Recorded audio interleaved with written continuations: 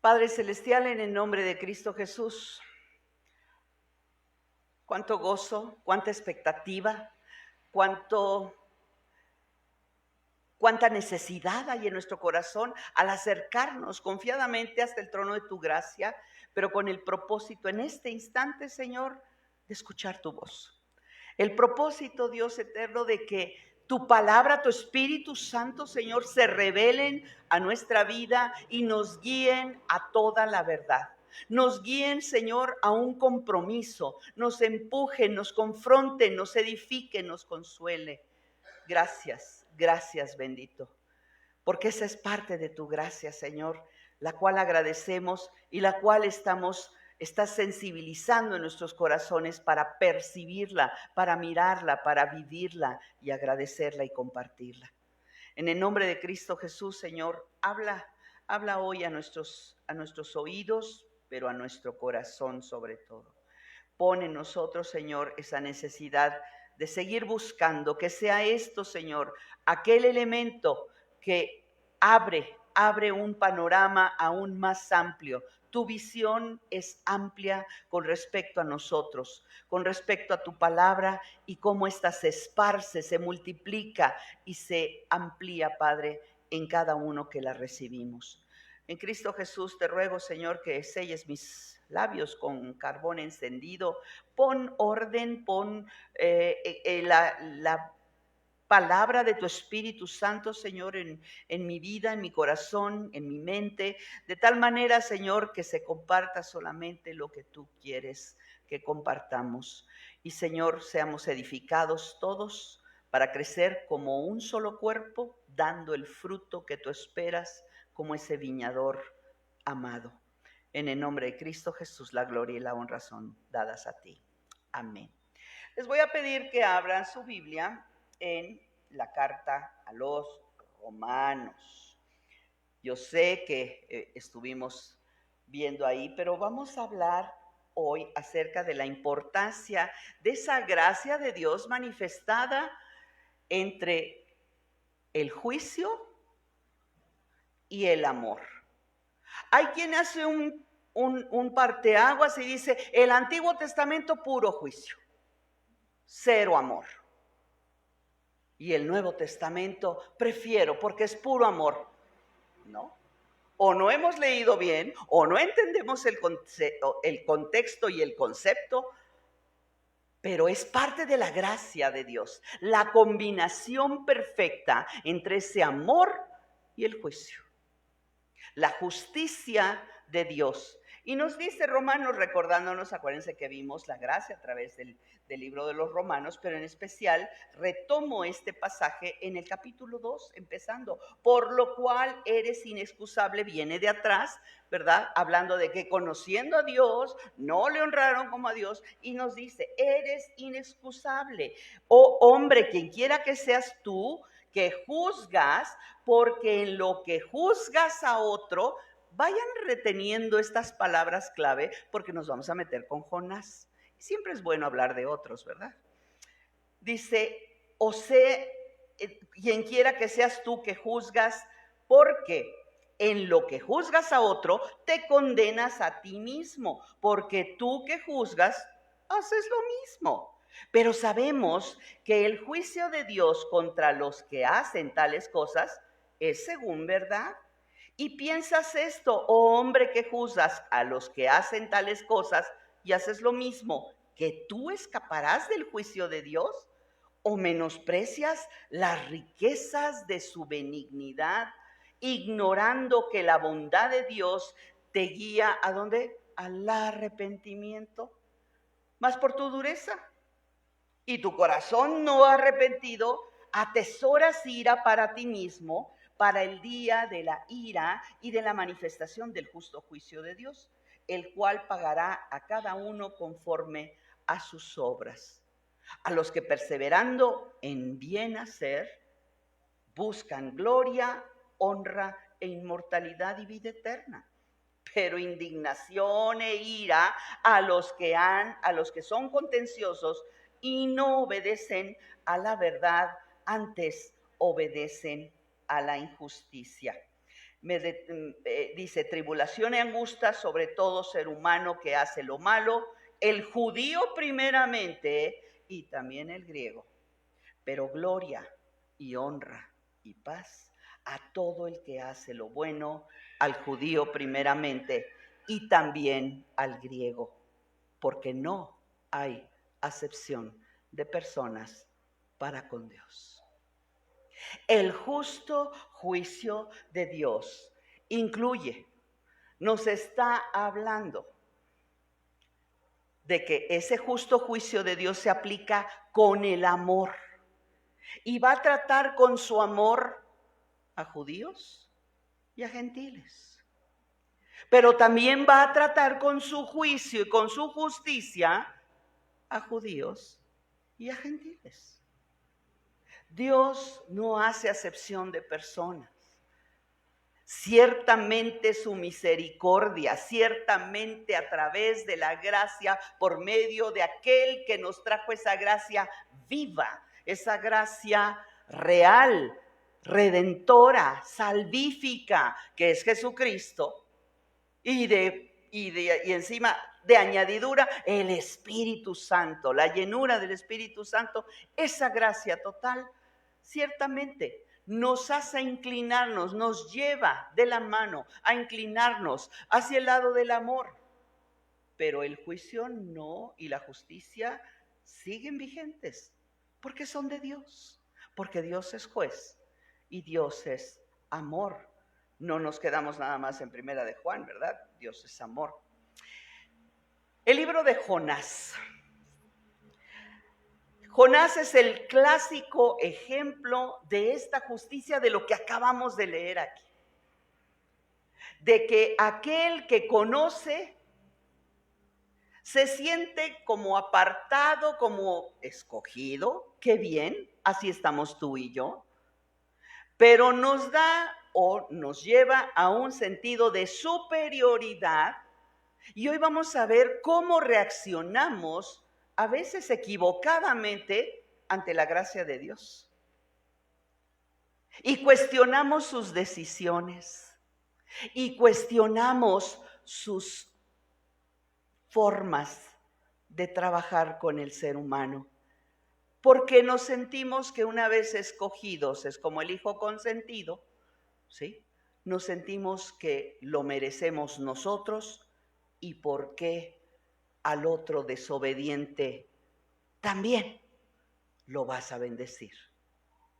Una parábola que ustedes conocen muy bien es la parábola del hijo pródigo. Y tenemos a un hijo que se ensoberbeció, se rebeló y literalmente se largó. Exigió lo que no se ganó, lo que todavía no era suyo. Sin embargo, se lo arrebató a su padre y se fue. Tuvo que vivir, tuvo que ser probado, tuvo que entrar, y voy a utilizar vocabulario de Jonás, en el vientre del gran pez, para volver en sí y decir, ¿qué hago aquí? Mis ojos verán tu templo. Vamos a ver después la oración de Jonás. Él regresa, pero ¿quién estaba en casa? El hermano mayor. El hermano mayor encelado. Este Jonás, que ahora vamos a ver, ocupa el lugar de los dos hermanos. Por un lado un rebelde, pero por el otro lado un celoso y un envidioso. El libro de Jonás es uno de los más malinterpretados. Si yo ahorita les digo el profeta Jonás, ¿qué es lo primero? ¿Cuál es la primera idea que les viene?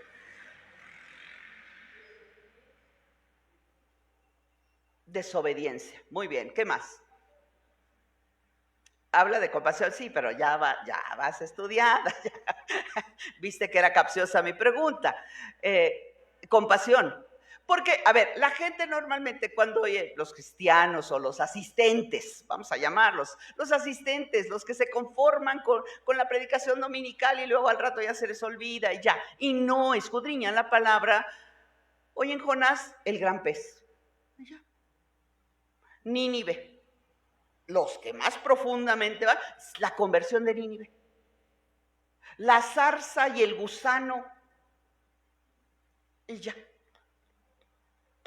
Un barco a punto de naufragar, y ya. Es una narrativa de eventos, pero la gracia de Dios no es una narrativa de eventos. Cuando alguien te pregunta a ti, ¿qué es la gracia de Dios para ti? O tú te preguntas, ¿qué es la gracia de Dios en mí? Y dices, ay, pues que tengo comida todos los días, que tengo un techo. Y estás narrando, describiendo lo exterior. Y así nos quedamos. ¿Qué es verdaderamente la gracia de Dios para ti? Que siendo aún pecadores, el Señor es fiel y tuvo compasión de mí. Esa es la gracia, más todo lo que de profundidad. Y lo demás, como bien oraba mi hermano hace rato, es añadidura, sí. También es parte de la gracia material. Dios hace llover sobre justos e injustos, pero ahí a ese nivel no eres diferente del injusto, porque los dos reciben la misma lluvia, la misma bendición, la misma riqueza, el mismo cuidado de Dios sobre justos e injustos.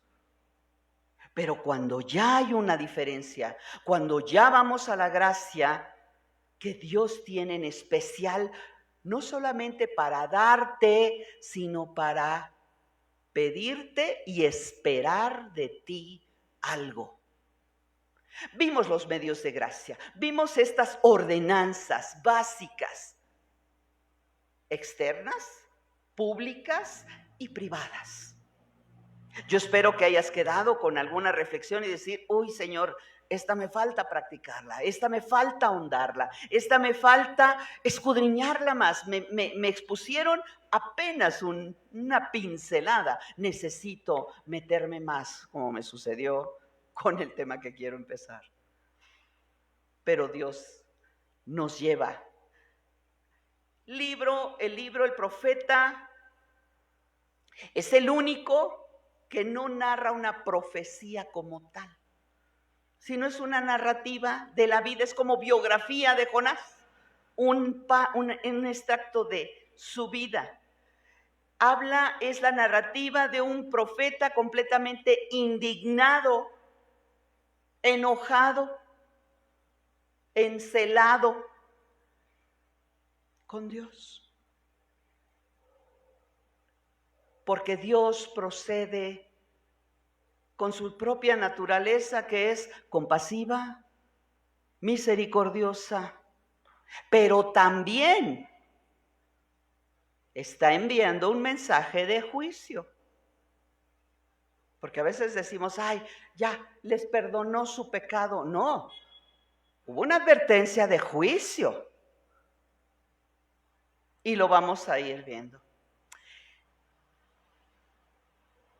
Lo manda a la ciudad de Nínive, es como ahorita irse a Hong Kong, es como a mandar a un judío a predicar a Berlín Oriental en tiempos de la Segunda Guerra Mundial. ¿Por qué no? Es como, porque eran los enemigos natos de los judíos. Los oprimían, los explotaban, los asesinaban, los torturaban y pues los judíos los odiaban. Hasta la fecha los judíos te pueden hablar, porque saben mucho de historia, de aquellos tiempos donde ellos fueron oprimidos y te hablan de todo su mal y toda la persecución que ellos tuvieron. Pero en medio de eso Dios hablaba y tenía misericordia. Pero acuérdense que Dios, yo siempre he sostenido que Dios practica el boliche con todo el debido respeto. Porque Dios envía su palabra y no solo es para un solo pino, en el boliche les llaman pinos, sino que tira, golpea, toca, alcanza a todos los que están juntos. Este es Dios hablando a Jonás. ¿Cuál es la historia de Jonás? Y vamos a ver, porque quiero ver el enfoque, hay muchas maneras de interpretar, no de interpretar, de empezar un estudio con respecto al libro de Jonás. Pero voy a tomar uno en especial en donde se ve el paralelo, es el estudio de espejo. Y hoy vamos a ver el espejo del capítulo 1 de los 5 primeros versículos y el espejo del capítulo 3, los primeros versículos del capítulo 3. El espejo de Dios encomendándole algo a su siervo, porque así lo quiso él. ¿Por qué escogió a Jonás? Ok.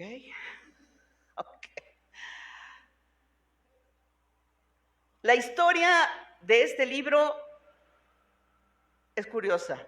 Comienza con una desobediencia y acaba con una crítica a Dios. ¡Wow! Pero lo que tiene en medio es la riqueza. No se trata de Jonás, no se trata de los ninivitas, no se trata de los marineros que iban en el barco. Se trata de la grandeza y de la soberanía de Dios. De eso se trata ese libro, de eso. No hay una profecía más que el mensaje que lleva a los ninivitas, que son 5 palabras, depende del idioma, pero básicamente son 5 palabras. Predica con 5 palabras. Y además porque no quería compartirles más. Capaz de que se convierten, con esas fueron suficientes.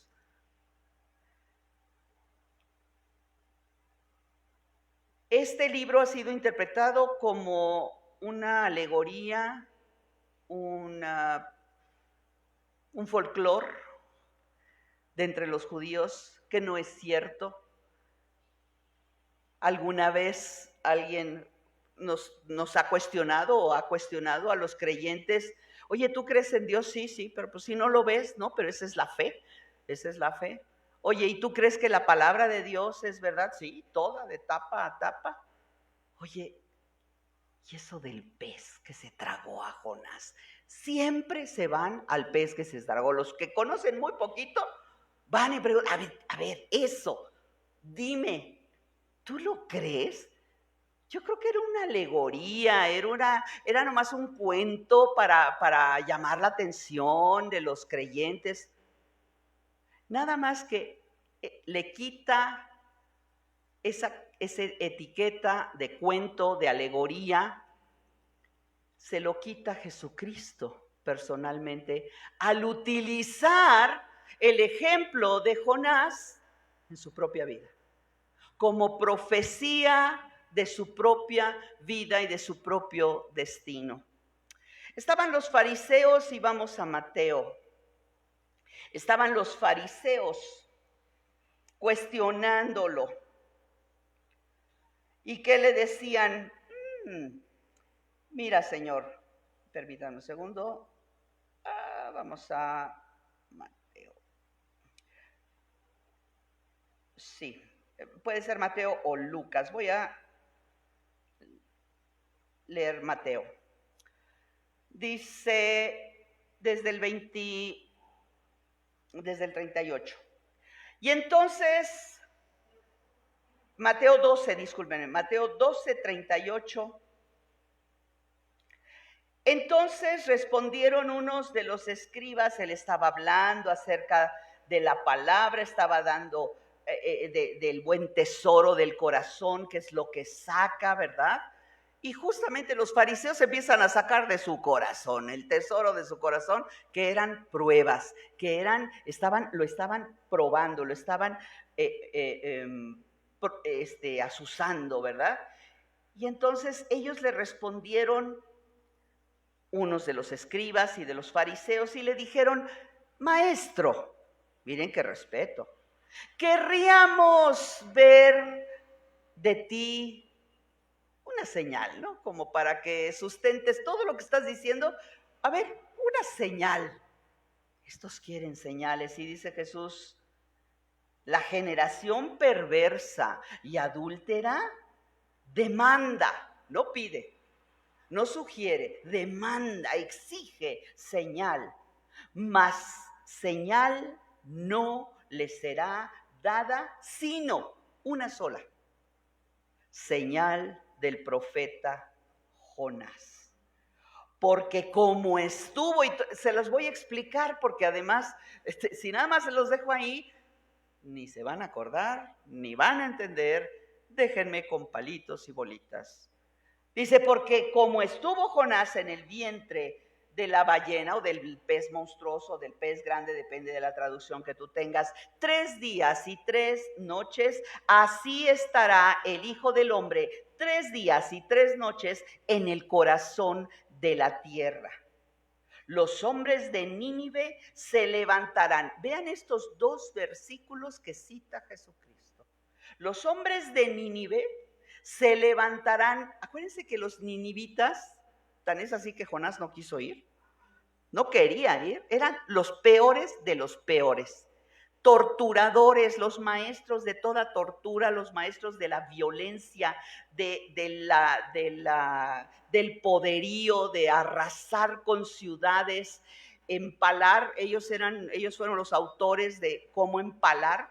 Le clavaban un palo por mitad, y ahí ponían sus pasillos con palos, y con la gente torturada, lastimada, hasta que se murieran solitos, ¿verdad?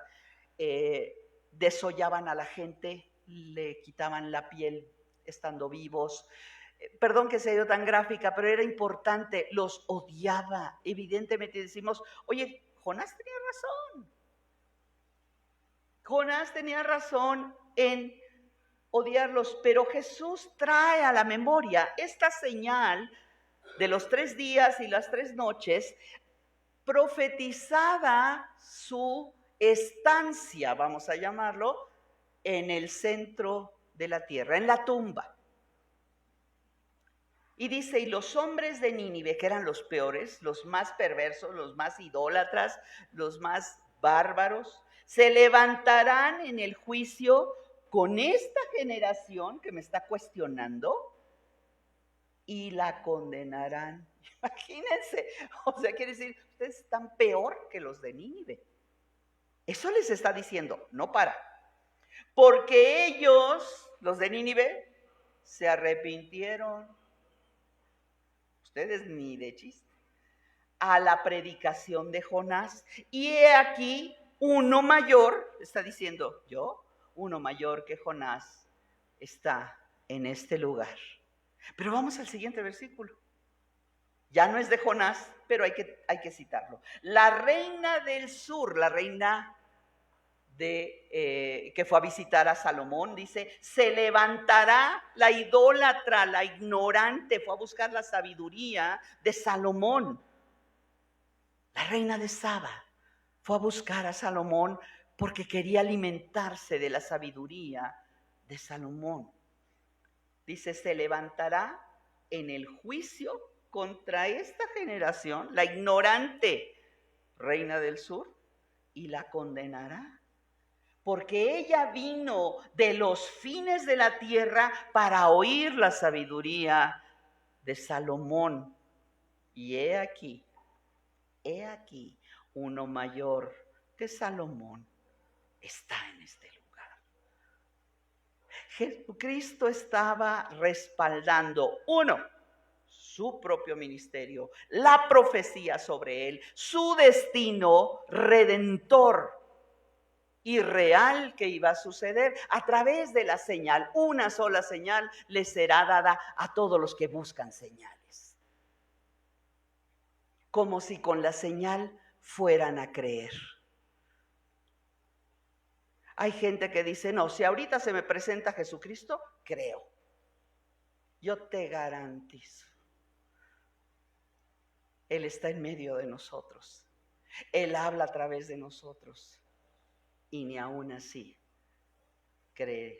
creerían. Así es de que vemos aquí este contraste tan tremendo entre estos dos, esta generación mala y adúltera. Dice el Señor, demanda señal, pero no le será dada. Él respalda. Otro elemento que hay que tomar en cuenta es que históricamente está respaldado Jonás. Vamos a Segunda de Reyes 14:23.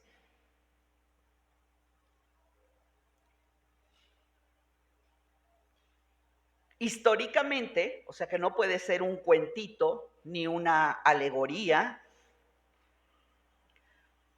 Segunda de Reyes 14:23, el año 15 de Amasías, hijo de Joás, rey de Judá, comenzó a reinar Jeroboam, hijo de Joás, sobre Israel.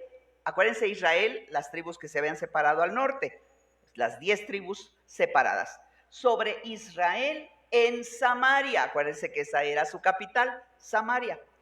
Reinó 41 años Jeroboam e hizo, ¿qué?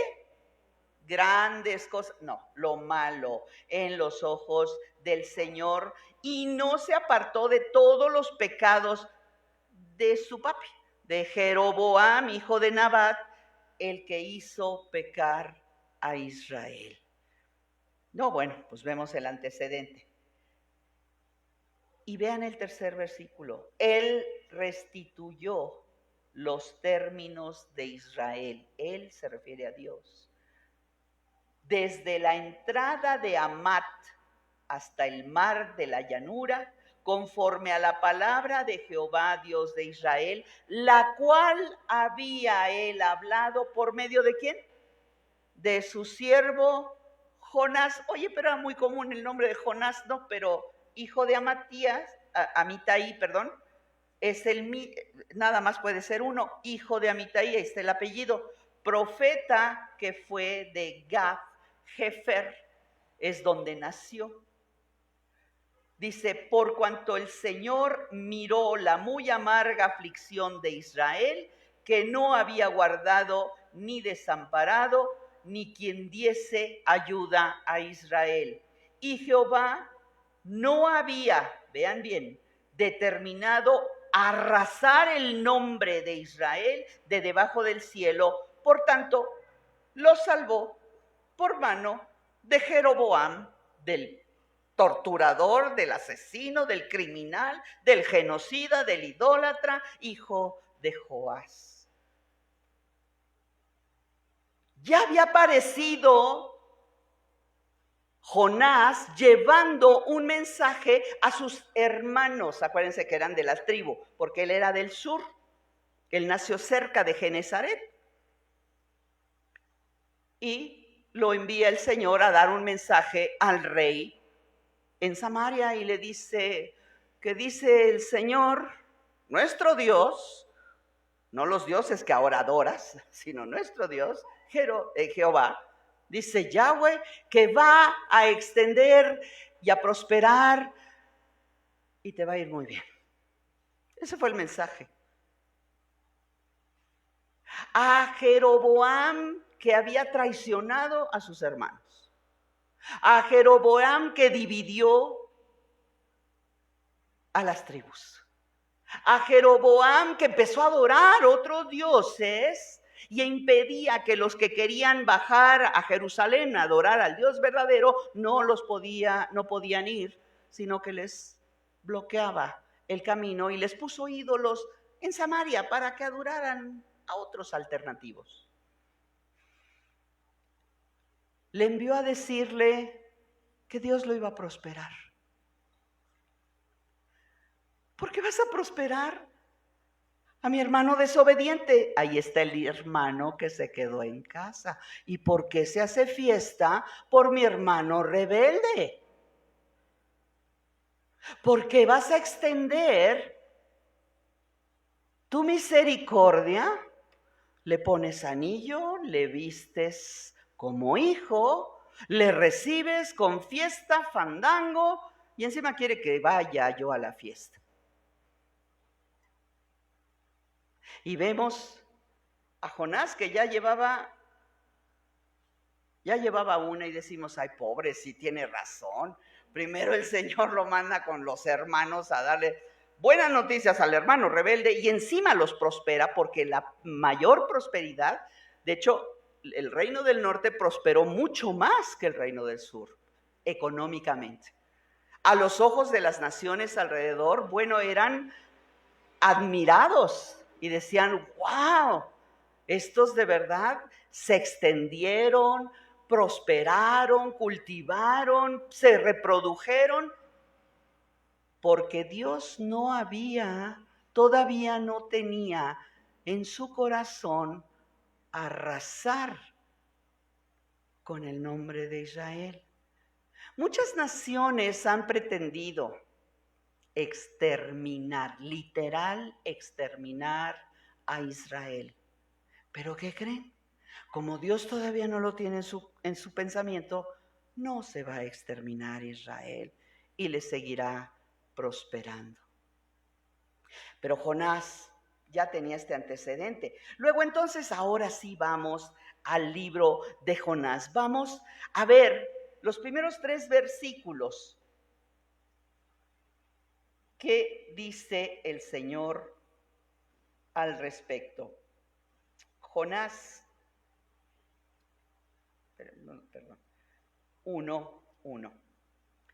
Y fue palabra de Jehová a Jonás, hijo de Amitai, diciendo. Vamos a entender, Jonás significa paloma. No sé si de esas que explotan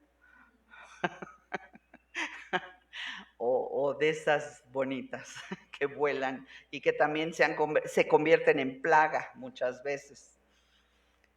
Paloma es una columba, realmente eso es lo que significa Jonás. Pero lo más, dices, blanca palomita, inocencia, ¿verdad? Es símbolo de pureza, de inocencia, de libertad, ¿o no? Pero eso no es todavía lo significativo, sino que encima es hijo de Amitai. ¿Saben qué significa Amitai? Hijo de la fidelidad. Que alguien me explique. Pero esto es importante, que Dios le habló a su siervo escogido. Él era un profeta preparado. Ya había profetizado en Israel, en el norte, con Jeroboam, y se cumplió la palabra que llevó a Jeroboam. Pero esto no hizo que Jeroboam se arrepintiera con todo el pueblo. Él ya había visto el resultado del Dios bueno con un pueblo rebelde. Y él sabe o dice, esto no funciona, la estrategia de Dios no funciona cuando le dice, versículo 2, levántate. Esa es una palabra muy utilizada por Dios. Cuando Dios nos habla, por lo general, estamos en nuestra comodidad. Cuando estamos activos, sensibles, velando y orando, Dios no nos tiene que hablar. Estamos recibiendo la instrucción y estamos obedeciendo su palabra, trabajando, viviendo para Él. Pero cuando el Señor nos dice, levántate, es porque estamos cómodamente instalados. Y le dice a Jonás, levántate, número 1, desacomódate, incomódate, y ve a Nínive. Bueno, ciudad grande, es decir, a partir de aquí, todo va a ser, por eso es el libro de la soberanía y de la grandeza y la magnificencia de Dios. Todo va a ser grande. La gran ciudad, empezando por ahí. Vean Nínive, la gran ciudad. Mucha población, más de 120,000. Y dice más adelante la palabra que no saben distinguir. Hay muchos, pero son bien ignorantes. Serán muy poderosos y habrán prosperado y habrán conquistado muchos otros pueblos alrededor, pero son unos ignorantes, no saben distinguir su mano derecha de la mano izquierda, literal. Dice, ve a Nínive, ciudad, y pon atención, y pregona contra ella, porque su maldad ha subido delante de mí. Aquí, ¿qué está prevaleciendo? ¿El juicio o el amor de Dios? Ambas, dice la hermana. ¿Dónde está el juicio? La maldad de estos ya me colmó. Ahí está el juicio. Se merecen el juicio. Ve y fíjense los verbos. Pregona. Y pregonar es decir, diles que me los voy a echar. Nada más te mando a decirles que ya me colmé, ya me colmaron la paciencia. Imagínense ese mensaje, vete el 12 de diciembre, vete ya sabes a dónde, a decirles que si siguen con su idolatría, cuello. ¿Cuántos de ustedes irían? No, pues ahí no salgo vivo, no salgo vivo. Él no iba a salir vivo. Y reacciona. Y Jonás se levantó para huir. ¿El profeta? Para huir de la presencia. ¿De la presencia?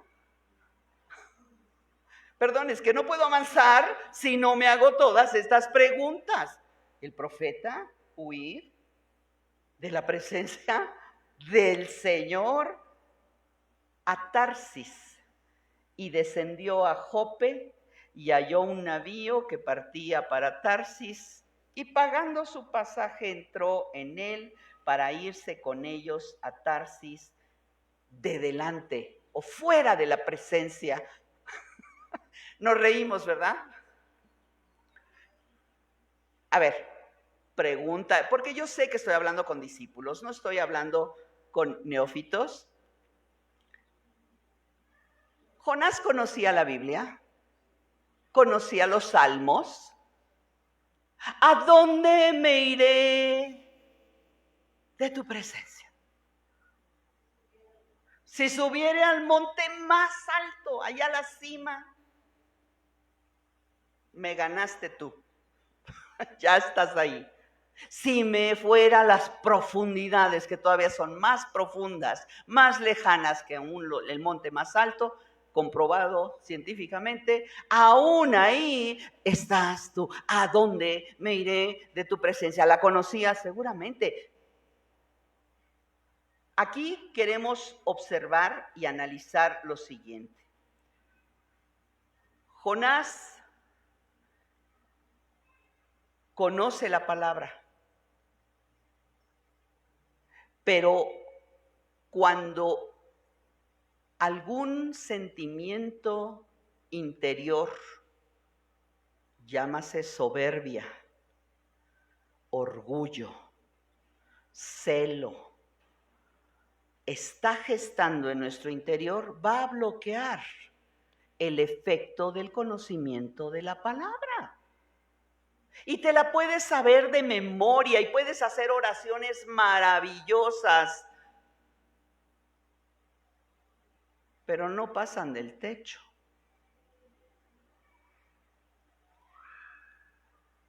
Vamos ahora a ver el espejo. Dije el espejo en el 3, vamos al capítulo 3, versículos del 1 al 4. Y vamos a hacer un comparativo. Jonás 3, del 1 al 4. Y dice, Y fue palabra, ¿ven cómo empieza? ¿Ven cómo es un espejo? Y fue palabra del Señor por segunda vez. ¿A quién? Al mismo. La palabra del Señor, la misma. Jonás era el mismo. Y diciendo lo mismo. Levántate. Porque además parece que todavía estaba tirado, pues avergonzado, en fin. Y ve a Nínive, aquella gran ciudad. Como vemos, es el paralelo muy semejante. Y ahora cambia el verbo. Pregonar, y ahora dice publica. ¿Qué no es lo mismo? ¿Qué no son sinónimos? ¿Qué diferencia entendemos entre estos dos verbos? Publica en ella el pregón que yo te diré. Fíjense, ahora ya vemos que en el espejo, aunque hay muchas similitudes, el Señor es el mismo antes y en el presente y en el futuro. Es el mismo. Sin embargo, Él va modificando porque también quiere tratar con el corazón de Jonás. Su idea con respecto a Nínive no ha cambiado. Esa no ha cambiado. Pero con respecto a Jonás, que está siendo moldeado en las manos del Señor, le va cambiando las cosas. Y no es que Dios sea hombre para que se arrepienta, ¿sí? Sino que le dice, publica en ella el pregón que yo te diré. Ya sabía el motivo Jonás, ya habían colmado al Señor. Y levantándose Jonás, esto sigue siendo igualito porque en la anterior también se levantó Jonás, pero para huir de la presencia del Señor, dice, fue a Nínive conforme a la palabra del Señor, y era Nínive ciudad sobremanera grande. Ya ven que todo es enorme ahora que ven. Los de 3 días de camino, y comenzó Jonás a entrar por la ciudad camino de un día y pregonaba diciendo, ahí les va la predicación evangelística. Es predicación evangelística. De aquí a 40 días Nínive será destruida. Este mensaje le debió haber entusiasmado a Jonás. ¿Por qué? Porque estaba publicando su destino fatal. Sí, de aquí a 40 días, pero él ya tenía de antecedente uno en su vida personal.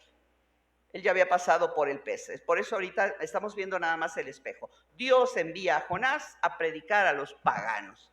Él ya tenía una experiencia con Jeroboam. Va a llevarle buenas noticias al malvado. Y Dios se la cumplió, y Dios no los exterminó, y ahí los dejó y lo prosperó. Y duró 40 y tantos años Jeroboam reinando. Dios es bueno, sí.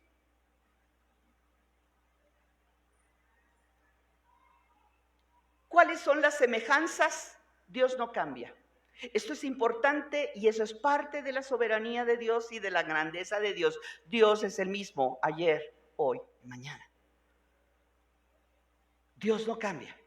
Sus propósitos son los mismos y son reales y son firmes.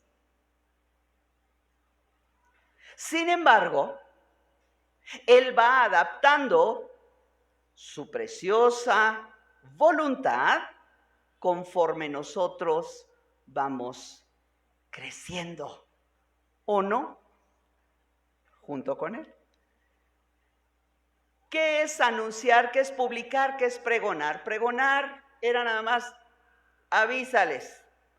El Señor ya se colmó de ustedes, ya se hartó de ustedes, pero ni eso quiso, porque pregonar, decir un pregón es anunciar con lujo de detalle. ¿Por qué nos vienes a decir esto? No, pues porque Dios, ¿verdad? Les dio tiempo para que se arrepintieran, pero ustedes insistieron en su pecado, en fin.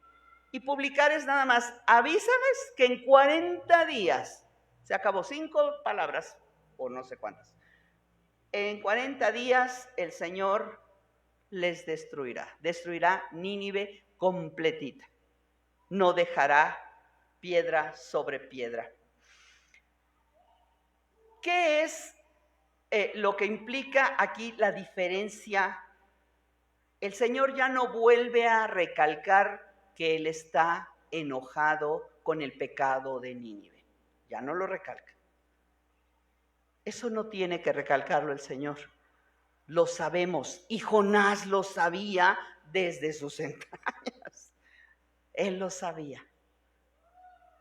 Sin embargo, este pregón que el Señor le dice, en 40 días yo destruiré, vamos a repetir las palabras del Señor, dice de aquí a 40 días Nínive será destruida. Punto final. Esa es la predicación evangelística. 40 días en muchas predicaciones se utiliza en la Biblia. Nos habla de 40 días que están ilustrando, déjenme recordarles algunos áreas en donde el Señor habla de 40 días. Y es un número que implica preparación. Y ahí Jonás también entendió, porque era un hombre entendido. Cuando dijo el Señor 40 días, es más un mes lunar, que era el mes, son el tipo de calendario que ellos llevaban por la luna, los 28 días, que son los meses lunares. Era más que un mes lunar, pero menos tiempo que una estación del año. Entonces era un tiempo suficiente, Dios así lo convino, que este 40 tuviera el significado de un tiempo de preparación. Vamos a ver. El diluvio de Noé. Estamos hablando de elementos cuando va a haber un juicio. El diluvio de Noé. Los 40 días, preparación, de pregonar, de avisar, de advertir, de invitar. Y que muy pocos atendieron al llamado, solo la familia y la familia cercana. Génesis 7:4. El periodo de peregrinaje del éxodo, eso debía durar 40 días. Ese era el plan inicial. En 40 días el Señor iba a preparar a su pueblo para entrar a la tierra prometida. Bueno, se cambió un poco. 40 años. Y preparó al pueblo que entró. El ayuno de Moisés en Éxodo y en Deuteronomio, 40 días. La preparación, porque Moisés le había dicho, déjame verte. Y necesitaba prepararse. Un ayuno, una preparación, un contacto. Pues abajo nada más estaba Josué, respaldándolo en oración, pero el resto del pueblo no. Sin embargo, es una preparación personal, por eso 40 días. El 40 implica preparación. Y lo entendió Jonás. Si esto es lo que les voy a pregonar, les vas a dar chance. Ese era su pensamiento. ¿Por qué no ahorita? Mira, les digo y me salgo corriendo. Así más fácil. Ganas tú y gano yo. 40 días, el ayuno de Elías. el ayuno de Jesús, el juicio de Dios sobre Nínive. Este libro tiene muchos inconvenientes de que mucha gente lo crea. Les voy a decir por qué. Porque está lleno de milagros. En 4 capítulos es un milagro tras otro, tras otro.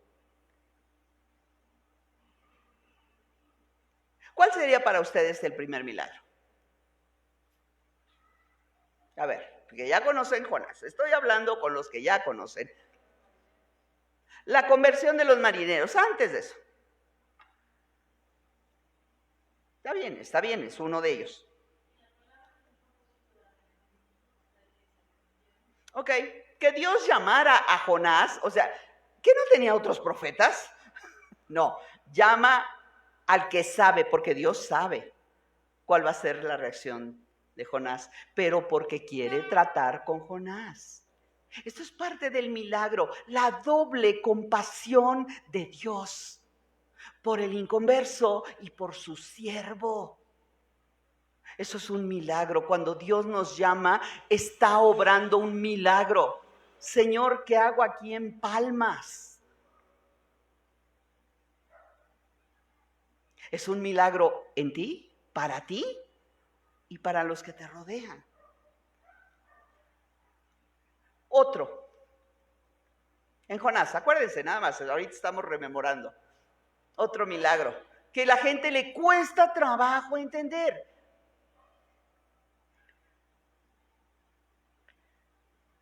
Una tormenta sobrenatural, una tormenta que no se registraba, y ahorita, cuando veamos precisamente la conversión de los marineros, etcétera, la próxima vez, vamos a ver el milagro. La tormenta, una tormenta sobrenatural que ni los mismos marineros supieron identificar, los agarró desprevenidos.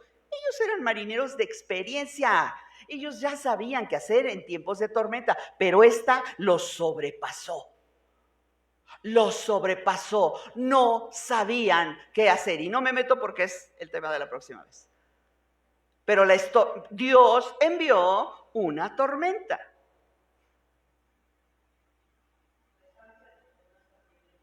La estancia de Jonás, de eso también vamos a hablar cuando Dios habla con Jonás cara a cara, de frente. ¿Sí? La estancia del cuerpo, y lo vamos a llamar así, del cuerpo de Jonás en el vientre del pez monstruoso. El pez monstruoso, empezando por ahí, ¿de dónde salió? Hay quien insiste y se pone con los tiempos antiguos y qué tipo de pez, un tipo de los tiempos antiguos, dinosaurios, etcétera. Mira que cabría acá, y se han registrado algunas experiencias que al cazar ballenas se han encontrado cuerpos y que hubo una mujer y que vivió y después se desmintió que era mentira. A ver, miren, puedes darle la explicación que quieras. Dice la palabra, no me meto, también es parte del tercer tema. Ok.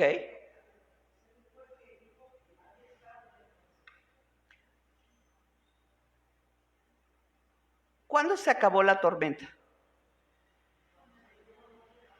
En el instante en que Jonás fue arrojado, se acabó la tormenta. Ese es otro milagro. A ver, una tormenta no se acaba así. Así, ¡fum! Como cuando Jesús iba en el mar y estaba dormido en la cubierta y le dijeron sus discípulos, despiértate, Señor, que no temes, que no tienes temor.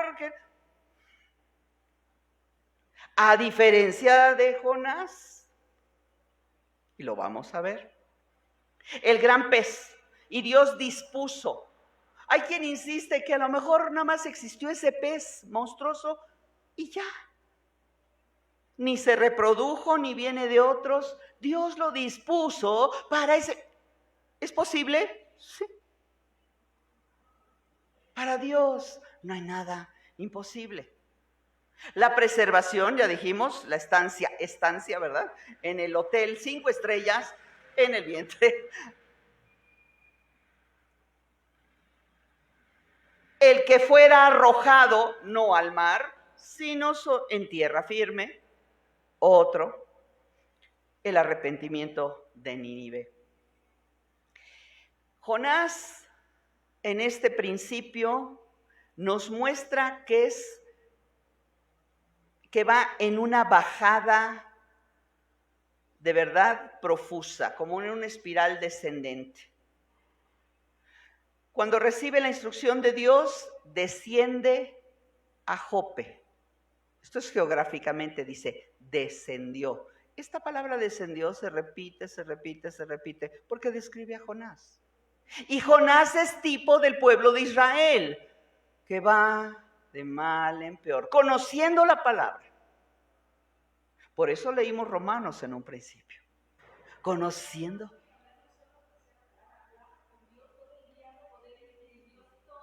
Ofrecía sacrificios, era profeta. A ver, profeta. Profeta recibía mensaje de Dios, hablaba Dios con él audiblemente. Pero lo importante es, acuérdense que estamos viendo el estudio del espejo. Y el espejo es para ti y para mí también. Justamente ayer le decía a mi esposo, me puso una canción, dice, oye, ¿te acuerdas de este grupo musical cristiano? Justamente que canta, a ver si luego se lo lo subimos al chat, que canta precisamente la oración de Jonás, que son una mezcla es un cóctel de salmos impresionante, ¿no? Conocía la palabra de memoria. Y me decía mi esposo, ¿sí te acuerdas? Le digo, sí, y es más, empecé a cantar parte de, dice, ahorita porque estás leyendo Jonás. No, le digo, me acordé del canto. Dice, mire, entonces esto ya lo conocíamos, ya lo habíamos visto, ya lo habíamos meditado desde antes, sí, pero no lo meditábamos igual. Tiene que haber en espejo las mismas cosas, tiene que haber una espiral, pero ascendente en nuestra vida con el Señor. El problema es que Jonás parece ser que su espiral, dice, descendió a Jope, descendió al barco porque se fue a la cubierta de abajo, no como Jesús que se quedó dormido arriba, sino él en los cuartos, en las bodegas interiores del barco, descendió dentro del barco para esconderse de la presencia de Dios. Descendió a los lados, dice, y lo bajaron al mar, porque no lo arrojaron así nada más, porque era un profeta, ya lo vamos a ver, sino lo bajaron y le dijeron, pues, suerte, manito. Dice, descendió a las aguas, descendió al vientre del pez, y el pez lo llevó porque una vez que traga todos estos bestias marinas, tragan, se van a la profundidad para hacer su digestión, para hacer el trabajo, al fin ya están satisfechos. Bajó, dice en sus salmos, a las profundidades y a las raíces de las montañas. Bueno, bajó al Seol, dice su oración. Bajó, bajó, bajó, bajó, bajó, bajó. Cuando desobedecemos a Dios, hasta pagamos por lo que nos va a pasar. Jonás pagó por su pasaje. Literal, ¿cuánto hay que pagar? Porque Dios, estate conmigo. Pagó, no era gratis, ni eso. A ver, en la desobediencia a Dios, en la torpeza, en la ceguera, en la necedad, en la inconversión, y cuando se ha albergado sentimientos como soberbia, celo, orgullo, nos ciegan, hasta pagamos. Porque Dios trate con nosotros. Ya nada más quiero agregar el detalle cultural de por qué se fue a Tarsis. Uno, porque estaba diametralmente opuesto. Nínive estaba hacia el oriente, hacia el este. A varios kilómetros, tenía que caminar, tenía que subir lo que ahora es por ahí de Siria.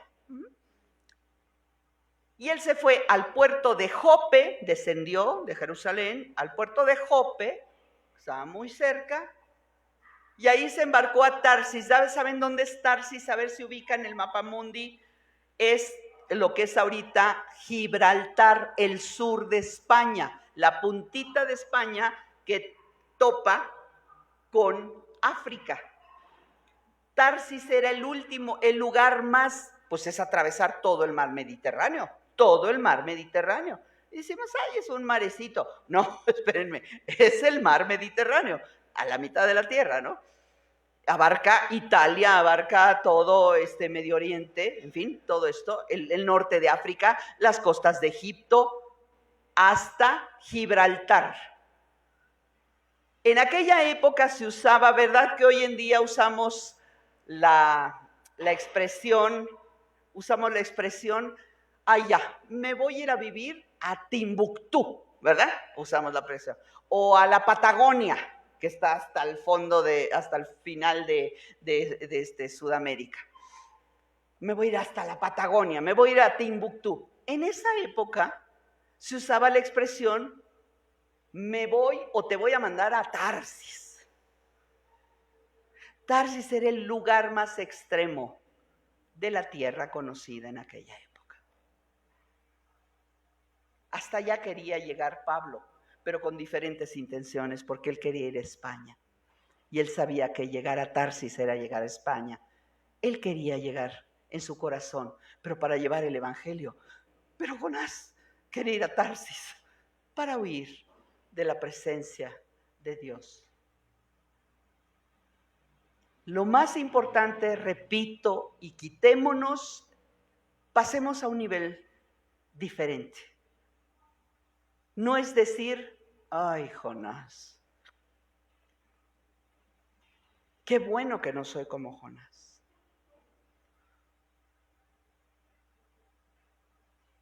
Al contrario, yo creo que el Señor nos invita a meditar que en medio de las pruebas, que en medio de el trato que necesitamos, podemos llamarle duro, difícil, áspero, que tiene Dios con nosotros. Dios nos está perfeccionando. Dios nos está hablando. Quiero terminar con unas citas bíblicas que empezaba yo anoche a tomar para recordarnos quién es el Dios que nos está llamando, que tiene un llamado especial. Salmo 86:15, mas tú, Señor, Dios misericordioso y clemente, lento para la ira y grande en misericordia y verdad. Mírame y ten misericordia de mí. Da tu fortaleza a tu siervo y guarda al hijo de tu sierva. Y me puedo seguir, es hermoso como el salmista refiere esto. En Efesios 2:4 dice, pero Dios que es rico ¿en qué? Ese es el Dios de Jonás. Ese es nuestro Dios. Por causa del gran amor con que nos amó, aún, dice el versículo siguiente, cuando estábamos muertos en nuestros delitos, nos dio vida juntamente con Cristo. Era necesario, ¿sí?, esta prueba. Y con Él nos resucitó y con Él nos sentó en los lugares celestiales. La misericordia de Dios. Lucas nos exhorta ahí en el Sermón de la Montaña: Espíritu Santo, sed misericordiosos. ¿Cómo quién? Como nuestro Padre es misericordioso. Y termino con Amós 5:15. Y esta es una exhortación para Jonás, o todos los que tenemos por segundo nombre Jonás. Las palomitas, las blancas palomitas. Y dice Amós 5:14: buscad lo bueno y no lo malo, para que viváis. Así sea con vosotros el Señor Dios de los ejércitos, tal como habéis dicho. Aborreced el mal, amad el bien, estableced la justicia en la puerta. Tal vez, y eso es exactamente lo que dijo el rey de Nínive, tal vez el Señor Dios de los ejércitos sea misericordioso con el remanente de José.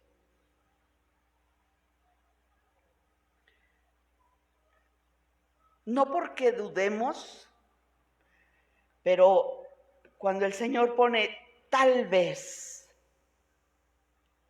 sabemos que por medio de la fe tenemos la certeza, tenemos la seguridad de su amor y de su salvación. Pero es necesario que entendamos a qué nos hemos comprometido para caminar con el Señor. La gracia del Señor, y retomo, la gracia del Señor se manifiesta con su amor, y muchos dicen amén, pero con su justicia. Y también decimos amén. Y cuánto gozo, alegría, hay fiesta en el cielo por un pecador que se arrepiente. Te caiga bien o no. Piensa ahorita en una persona, no se vale repetir nombres. Piensa en una persona que mueve tus entrañas.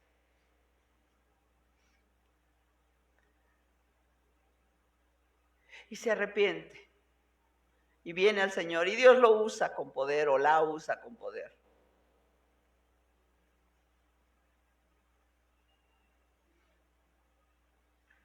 Los hijos. El hijo pródigo. ¿Quién eres tú? ¿El hijo pródigo? Jonás era los dos. Era rebelde y también era celoso. Eran los dos. El hijo que estaba dispuesto a ir porque tenía el llamado de profeta, pero cuando lo llamaba el Señor no iba. Los dos hijos. Es importante que entendamos este mensaje. La palabra quiebra como un martillo, quema como fuego y corta como espada. Sea esa utilidad de la palabra hoy en nuestras vidas. Padre, en el nombre de Jesucristo, Señor, tu gracia, tu misericordia es parte de esa gracia.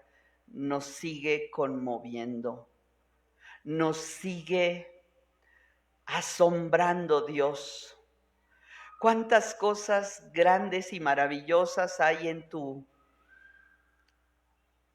el almanaque de tu amor, en el abanico de tu amor, Señor, donde quieres abarcar, donde tocas, Señor, aquel que está en la cárcel y que era un asesino, y le tocas y le perdonas y le bendices.